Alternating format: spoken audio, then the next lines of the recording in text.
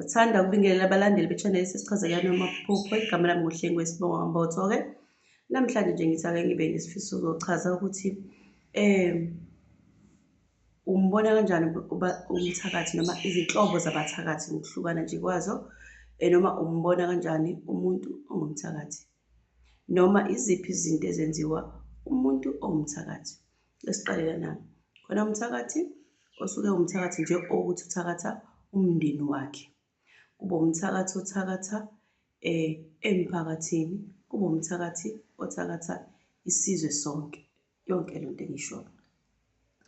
Umthakathi-ke uma umchaza yini umthakathi kanti ngoba kuzobe kuthiwa khona umthakathi suyini inhloso yomthakathi, ukwenzani lokho. Ukuthakatha ilapho khona umuntu esuke efuna ukwenza into ezoba isibambezelo sempilo kuwe. Yilapho khona umuntu efisa ukuthi wena ungaba ngaphansi kuye, ngabe ngamandla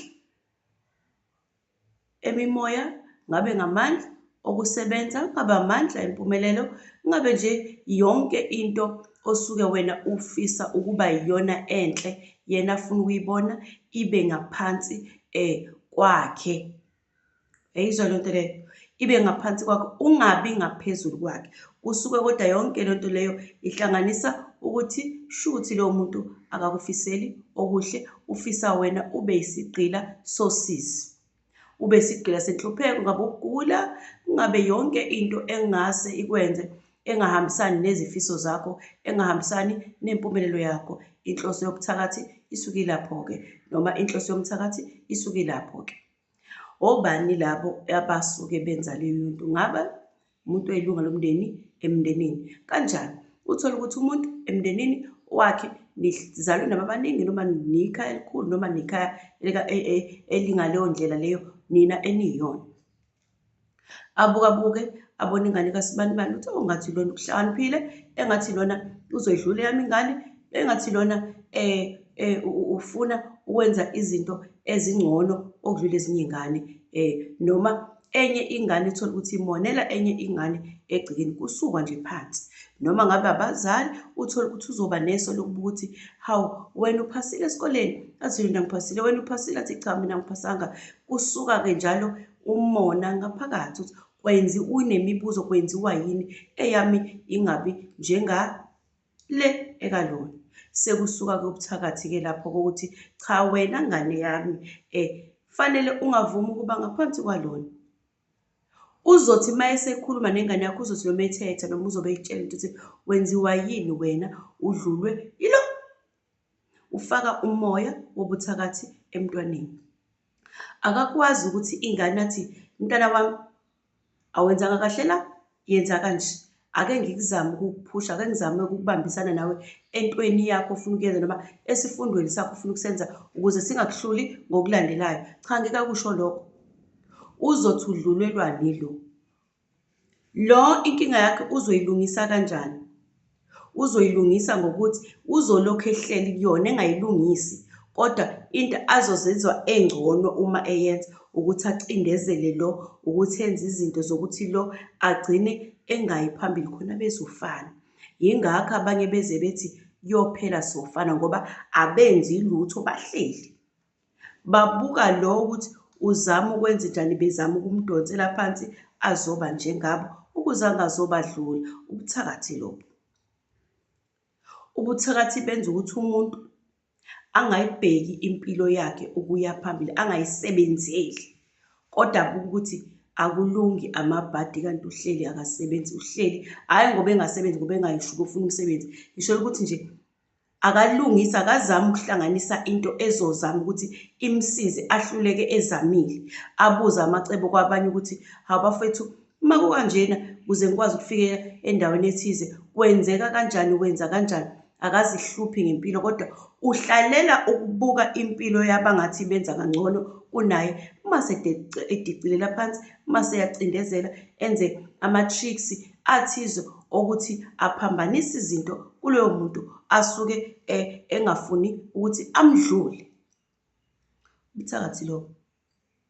Iqale lento ize iyande emndenini ukuthi indlu yakabani engathi kunomakoto ney'ngane nomkhonyana bashadile bayaphumelela, mina lana kwenzeki, mhlawumpe obhuti baganiwe, lo akwenzeki kuyena. Usezoqala manje abe nento ethize ukuthi angifuni ukudlula lo, angasho ukuthi awuthi nami ngiyisize. Ake ngibuze kumfowethu ukuthi uma ngase ngihambe ngale ndlela ngenze kanje kungangilungela, ake ngincede la angakwazi ukuzehlisa ngoba inhliziyo yakhe ayimvumeli ukubona umfowabo uyaphambili uyaphezulu. Ufune ngathi engazama izindlela zokuhlukumeza loya mndeni, ngabe imithi, ngabe izilwane, noma ngabe yini, ajabulise ukuthi ingane yakhona iyagula isize yalala phansi, ajabulise ukuthi ingane yakhona ayenzanga kahle esikoleni, ajabuliswe izinto eziningi, azi kahle ukuthi fanele ngabe iphumelele, aze buza imibuzo ukuthi kodwa wenza kahle nje.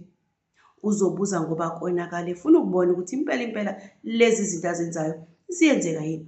Ubuthakathi lobu basemndenini owenziwa abantu ukumonelana emndenini.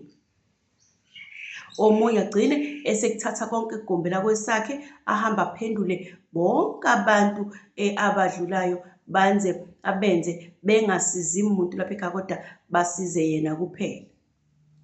Ahambe athwale ngomndeni wonke, angabi nandaba ngoba ungafuni ukuthi uphumelele kodwa kuphumelele yena kuphela.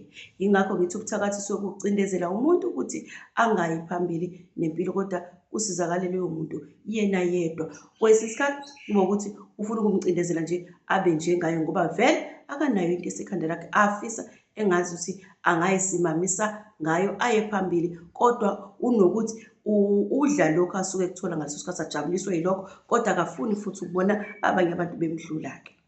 Kuzoba okwesibili, omunye lento mayenza emndenini wakhe ungaphumeleli wonke umndeni, noma engayenzi mhlampe emndenini wakhe ukuthi ubathakathela ukuthi asimame yena. Uthola ukuthi izinto umndeni wonke ozenzayo uyazi lapha ekhaya ukuthi akuvumelekile ukuthi kube khona omunye umuntu ophumelela ngaphandle komndeni wabo. Leyo nto iyinkinga kakhulu-ke ngoba uma wakhe lowo mndeni unjalo wakhelene nabantu abawomakhelwane nomphakathi, uvamise ukuthi uqaphele zonke izinto ezenziwa nomakhelwane, izingane ezifundayo ney'ngane zalapha ekhaya, beqhathanise ukuthi ingane yakabani engathi yenze kangcono, ingane yakabani engathi isisezingeni elithize. Leyo nto abayifuni, bafuna ngazi ukuthi kungaba yibo abangathi babukeka bengcono kunomndeni lo ongaphandle. Uthola ukuthi umndeni noma umakhelwane bayazizamela iy'ngane zabo, benza okuhle noma bezama ukuzenzela okuthize ongase kuyisimamisa iy'ngane zabo. Cha, bona baqhamuke bezokwenza izinto zokuthi zingayi phambili. Ubuthakathi lobo. Beze betshele nabo ezabo ukuthi nize ningadlulwa ingane yakabani, ubongitshela ingane yakabani, ubongitshela umama wakabani, mesenza ukuthi uzoba umuntu ozokwenza-ke ubuthakathi obuthize kuloyo muzi. Kuphinde kuzoba yilaba abantu-ke abasuke bethakatha-ke isizwe-ke. Ubuthakathaka wesizwe kuhlukene-ke bakwethu, kuningi. Abanye bazitshela ukuthi baphila ngoba bephila ngabo. Le nto yinde ngayixoxa kuze kushone ilanga, kodwa ngizoyithi nje ibe mfishane. Kube abantu abasuke bethakatha ukuthakatheka noma ukuthwebuleka kwesizwe, noma ukuthwebulwa ngayo yonke indlela ukuthi wena ungayi phambili. Uma wena lapho usebenza khona, usebenza ngaphansi komuntu, usebenza ngaphansi koboss, usebenza ngaphansi komlungu wakho, into ithi yebo uyalihola lelo senti njengoba nasekhaya osuke uphila kulona usuke kufanele phela kube khona oyokwenza. Kodwa umbuzo uthi, ungasebenza iminyaka ewu-60, ewu-50, ulokhe wena wamandawonye ungamfici umlungu osebenza kuyena, ungamfici iboss osebenza kuyona. Yebo phela usuke enakho, kodwa ithi indaba yalapho, mangikufisele phela nawe okuhle ngikubone ngoba njengoba ulapho usebenzela ikusasa lakho ukuthi liye phezulu. Makakubone ukhula, makakubone uya phambili, sishintshe isimo sakho sempilo ngokuhlukile, ajabulise ukuthi ukusizile.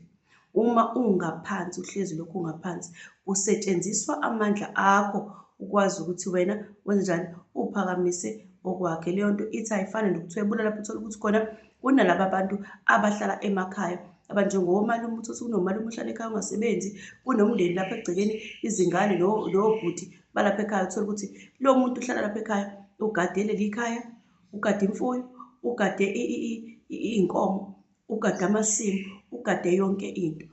Nina niyaphuma niyahamba nemadolobheni niya iy'ndawo ey'hlukene niyofuna amatoho, nicelelwa mhlambe nanguye lapha empepheni, nicela nanguye lapha emsamo, uyena onenzela yonke into, uyena oligadile leli khaya. Manibuya nibuya futhi naleyo nto enifika nangaleso sikhathi, kodwa okuningi kubhekwa uyena ekhaya. Loyo muntu loyo ufana ngqo nawe wena usuke usebenza kumlungu, wena ogadela umlungu yonke into kodwa kusimame umlungu. Nakuloyo uyena ogadele wena yonke into ukuthi ikhaya lingavalwa, ubuye uzoshisa iy'mpepho lapha ekhaya uzocela akucelise, kulunge kuwena. Yayizwa leyo nto leyo? Leyo yinto leyo iwukucindezela ukuthi angayi indawo. Yingakho ngithi umlungu osebenza kuyena noma ibhosi yakho ethize noma umphathi wakho osuke usebenza kuyena, suke kufanele makakubone usimama ngoba anakho kuwumsebenzi wezandla zakho, kuwukulekelelwa wena. Ngoba ngeke azazenzele eyedwa, nawe wena osuke usishiye ikhaya uyasebenza uyele la usuke khona. Phela mathi mawubuya ngoba isisekelo sakho esikhulu sikulo muntu okwazi ukugadela isimo sekhaya, okwazi ukubambela ikhaya ukuthi lingawi phela kodwa abe yisibonda salapha ekhaya. Okwakho ukuthi phela fanele umbone nawe ngelinye ilanga esimama eba nento ethize ayisizwe nguwe, okukhombisa ukuthi ayingabi yebo le engiyikhombayo ayisibona ubuthakathi obuqondile le engisho yokuthi kunomuntu ogade ekhaya, kodwa akuvele isikhala phela enhlizweni yakho sokuthi kungani ungamnikezi into ezoba yibhizinisi lokusimamisa, kungani ungamsizi ukuthi noma ehleli lapha ekhaya ngoba sho ukuthi uwumgadi lapho, uwumsizi wokumisa nina ukuthi ningagcini nihambe ningabu, ngoba mangasakhiya suka ahambe kuyoba nzima ukubuya ngoba niyobe senisho nithi hawu usibani bani akasahlali, akasekho ekhaya, akusayeki ekhaya ngoba usibani bani akasekho, sekwavalwa izindlu. Menze ukuthi ukuze ingabi sengathi iwumcindezela noma ingasiyona ukuthi inobuthakathi, kodwa isukuthi akanakwa njengoba nawe umlungu nobhosi osebenza kuyona ingakuvumeli ukuthi uye phambili, uye phezulu. Ngobani? Inhloso ukuthi wena ube yisigqilanyana sokuthi uthola lelo senti. Lalela ngitshele, umuntu nomuntu izandla zakhe njengoba kuthiwa uzalwe ufumbethe, lapha wena uthinta khona ngezakho izandla. Uma ungumuntu uwawudalela ukuthi uyoba nalokhu, ngalesikhathi ucela kuNkulunkulu, Nkosi ngicela ungiphe amandla okwenza lo msebenzi ngiwenze ube yimpumelelo. Lezo zinto zakho, leyo nkulumo yakho, leyo ngilosi yakho ekusiza ukuthi uthinte lapho, iyandisa, kodwa yandisa ngezinto ezaziphiwa wena. Usebenze ngezandla zakho, usebenzela ukukhuphula izinga lomunye umuntu. Yingakho kuthiwa kubalulekile ukuthi ngazi ukuthi ungaba umuntu okwaziyo ukuthi azisebenze ukuze isibusiso sakho nazo zonke izinto ozalwe nazo zizokwazi ukukhulisa lokho kwakho okungokwakho, ngoba izandla zakho mazithinta kwenye indawo zisimamisa lapha, isibusiso sakho sisebenzela laphaya ukhulisa omunye umuntu, wena singakukhulisi wena, kodwa u-absorb-bheke amandla akho asebenzele omunye umuntu. Yingakho kubalulekile noma usebenza kodwa ube nakho ukuthi ekhanda lakho kuyofanele uphinde uzimele ukuze kuzokhula okungokwakho okuyoba okwekhaya lakho. Uyabona, ngazi noma yizwa yini lento engishoyo.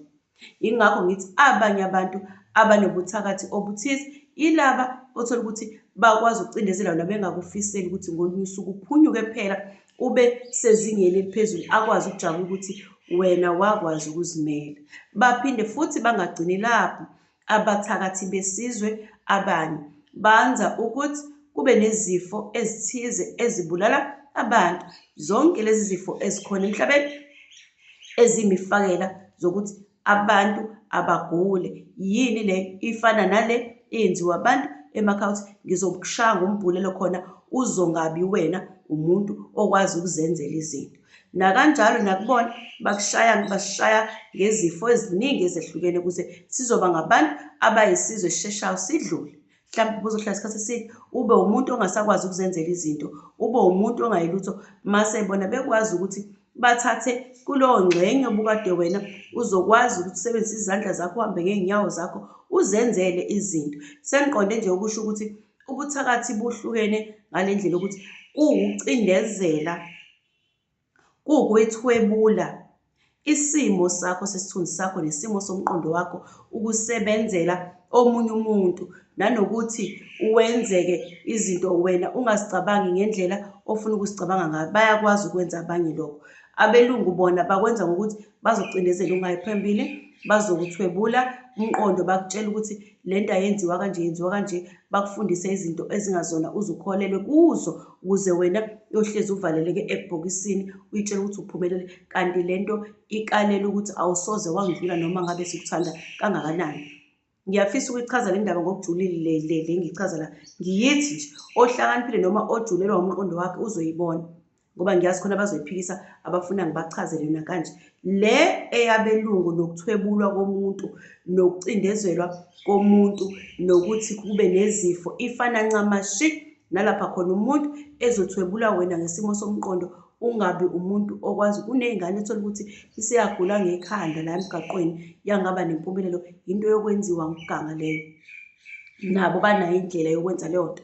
Kuzoba ney'ngane ethola ukuthi isiyaba nje ikubela isigula ihleli ayisakwazi ukuqhubeka nezinto zokuthi simamise ikhaya. Nabo ngokunjalo banezifo, banezinto ezithize ezingakuvumeli wena ukuthi ukwazi ukuqhubeka nempilo. Uma kanjalo baze bakuthethe bathi awusafanele ukusebenza, awusafanele ukwenza, ngoba kuyisistimu yabo yokucindezela abantu abathize. Iwubuthakathi leyo nto, yabona? Kube yindlela yokuthi uzungadlulwa ingane yakuloya muzi. Nabo esizweni sabo ikhona into yokuthi nize ningadlulwa abantu abayilolu hlobo lolu, yokucindezela, bagqugquzele ukuthi ungadlulwa yile ngane, kufanele uhlezi ungaphezulu kwayo. Izinto zonke eziwubuthakathi obujulile-ke lobo ngokuchaza ngolunye usuku. Kuphinde-ke kuzoba ukuthi yebo sengizibalile lezi zinto ukuthi ziwubuthakathi, ukuthi awuvumele omunye umuntu asimame, kodwa ngifuna ukulungiselela laba abantu abanigadile emakhaya, abangaba omalume, mhlawumbe omama abagade emakhaya. Ngicela ukuthi ningalenzi iphutha ukuthi nize niyifake ngokuthi ngaphansi kobuthakathi.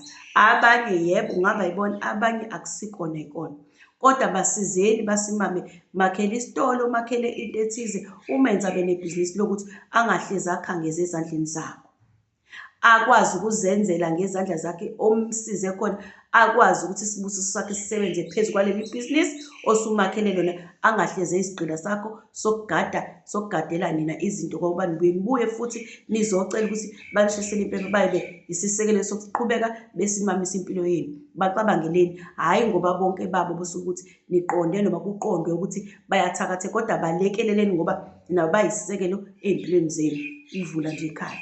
Mase ngiza lana-ke, umubona kanjani umuntu ongakufiseli okuhle, noma umubona kanjani, umuzwa kanjani olimini umuntu onobuthakathi lapha sekuphumela khona ngaphandle empilweni yakho, emlomweni wakhe kuza kuwe? Yiziphi izinto ofanele ziqaphele uthole ukuthi umuntu useyaziveza, useyabonakala, useyazibonakalisa ukuthi yebo lo muntu unobuthakathi bokungicindezela, kodwa futhi ulapha eduze kwamuhleka nami? Yiziphi izinto osuzobona ngazo-ke manje ukuthi cha empeleni unenkinga? Kulaba bathi angifuni udlulwe yile ngane kabani.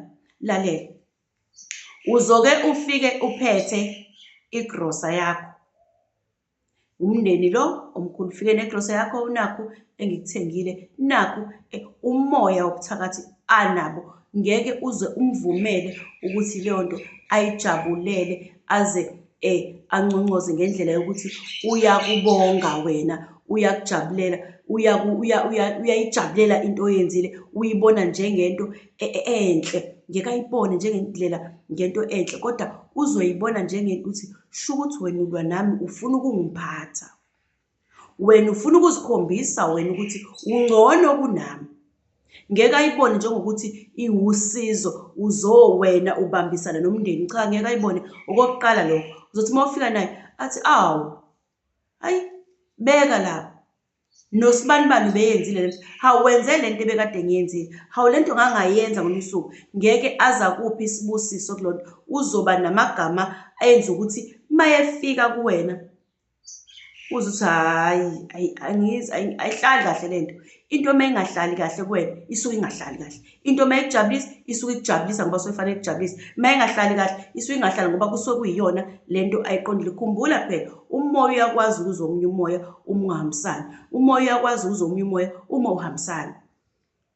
Uzokuqhamuke nengubo nje umuphe noma ngabe umngani, hawu mfethu nansi ingubo ethize ngiyithenge yangangilingani. Ayithathe athi hawu mfethu ngiyabonga mngani, ngiyabonga, hawu uyazi hayi inhle ingubo yakho uyithenge ngamalini, nami ngayibona endaweni ethize bengithi ngisayifuna, hawu kodwa ngiyabonga. Yabona lokho athatha jikijeli lapha kudlula usuku olodwa lwesibili lesithathu uyayibona igqoke omunye umuntu useyidlulisele phambili ngoba akayibonanga kuyinto wena kufanele iqhamuke kuwe ukunikeza yona ngoba utshengisa ukuthi uzenza ukuthi ungcono kunami, mina shuthi ngaphansi kwakho.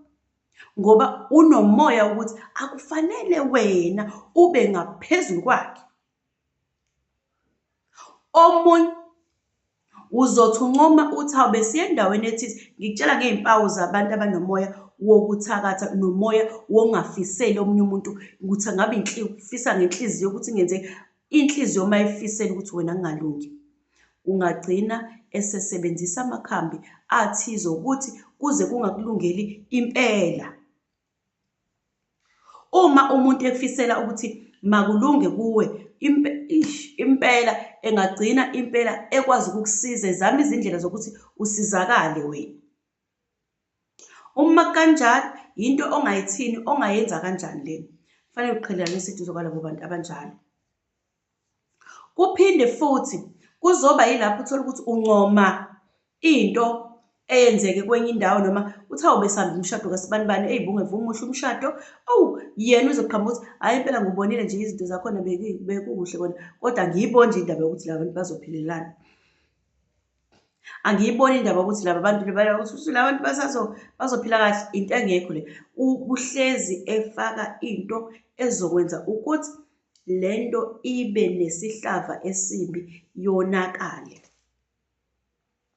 Abantu bonke laba abanjalo bamonela ukuthi hawu ingane yakasibanibani uzwile ukuthi iyasebenza, mhlawumbe uthi hawu usibanibani sewutholile umsebenzi endaweni ethize, uzomusa loyo angiboni lowo msebenzi uzolasta. Into engekho nje, noma engasebenza uzoyenzani imali yakhe angiboni isikhonto esile azoyenza.